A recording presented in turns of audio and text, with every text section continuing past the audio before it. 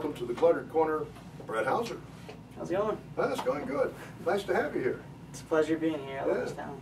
Tell me about you. You started in Oklahoma, ended up in San Marcos, and there's a lot of miles in between. There is. I was born and raised in central Oklahoma, and actually ended up spending a lot of my childhood in Kingsville, Texas, if you know where that is, way down south.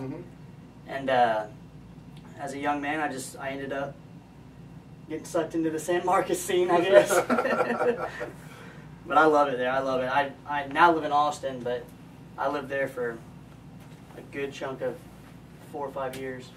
So when I think of San Marcos, especially Cheatham Street Warehouse, I think of George Strait, Stevie Ray Vaughan, Randy Rogers Band, and a lot of other bands got their starts there.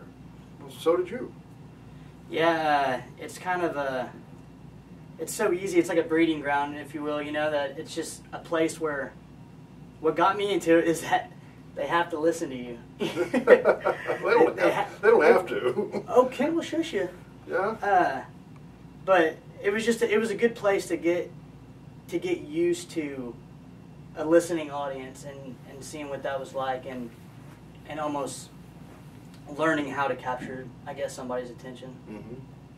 And working with Ken Findlay is like a 401 course. I mean, it's no a college kidding. course. I was so intimidated the first time I was in there meeting him. Of course, he's the nicest guy ever. You know, he's walking to Cheatham Street, and you know, I drove George Strait to Nashville for the first time. You know, It's just kind of, I was 19 years old, going, "Hey, Mr. Kent," but he goes, "Hey, I like your song." I said, "Thanks."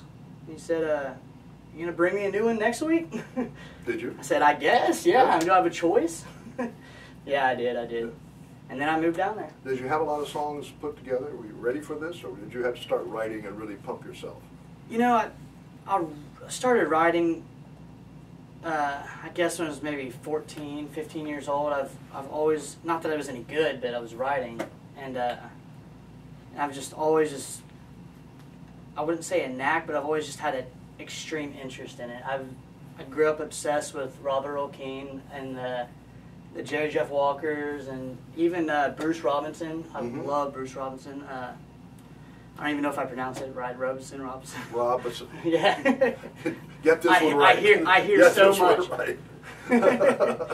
But yeah, I mean, it's incredible, and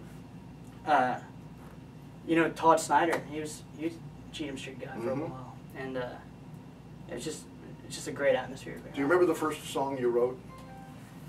I don't. No? I don't, and I'm guessing it's because it probably wasn't any good. Yeah.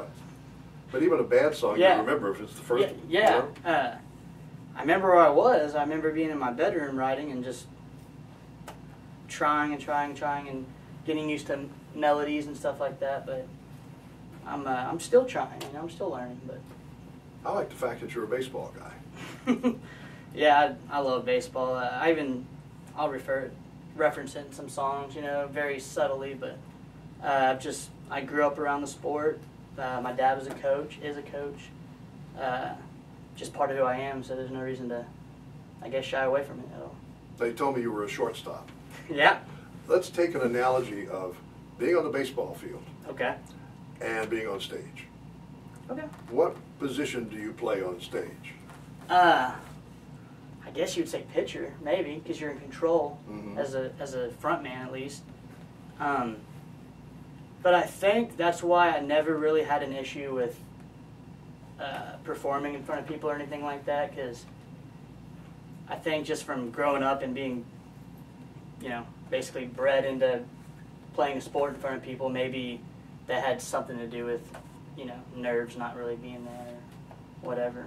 Well, in baseball, you have to have blinders on. Oh, for sure. You've got to make sure you don't follow the fans, only the ball. Yeah, you get in trouble that way. And on stage, I guess it's the same way, huh? Absolutely. Yeah. Absolutely. What do you hope for yourself? What do you want in 5 years? You know, that's a tricky question. I guess I just want to. The answer is tricky. Yeah. The question's okay. I just want to get better, and I want to figure out a way where I can make a living doing this, and I want to be good, whatever that means. Yeah. Hopefully.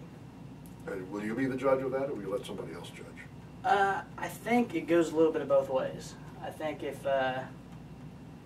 if you appeal to a certain amount of people or a certain demographic of people or whatever, then that's a good way to judge it. And I think, you know, believing in your own craft has a lot to do with it too. Where do the fans go to find out more about you? Our music's all over, you know, the Spotify, iTunes, our website, bretthausertunes.com.